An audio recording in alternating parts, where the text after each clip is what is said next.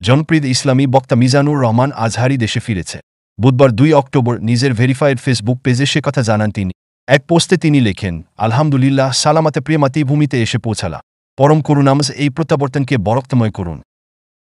আলাদা এক পোস্টে মিজানুর রহমান আজহারির মামা মুশারফ হোসেন বিমানবন্দরে তাকে ফুল দিয়ে শুভেচ্ছার ছবি পোস্ট করে। তিনি বলেন, আলহামদুলিল্লাহ, আমাদের প্রীত রাহাবার এখন প্রীত মাতৃভূমি বাংলাদেশে। মিজানুর রহমান আজহারি 2020 সাল থেকে মালয়েশিয়ায় অবস্থান করছে। এর আগে এই বছর আগস্টের গণঅভ্যুত্থানের পর দেশে ফেরার ঘোষণা দেন তিনি। তখন তার ফেসবুক পেজে লেখেন, অনেকে আমাকে মেসেজ করে ও ব্যক্তিগতভাবে ফোন দিয়ে জানতে চেয়েছেন আমি কবে দেশে ফিরব। তাদের বলতে চাই, আমি দ্রুতই দেশে ফিরব। আপনাদের সঙ্গে দেখা করার অপেক্ষাতে রয়েছি। আমি নিজে শিগগিরই মানবিকতার মুক্তস্বাধীন বাংলাদেশে আমি আপনাদের সঙ্গে সাক্ষাৎ করতে চাই। তিনি আরও লেখেন, তাজারক্তের মাধ্যমে যারা আন্দোলনকে সফল করেছেন সেই শহীদদের শ্রদ্ধাভরে স্মরণ করছে। তাদের রুহের মাগফিরাত কামনা করছে। আহতদের দ্রুত সুস্থতা কামনা করছি।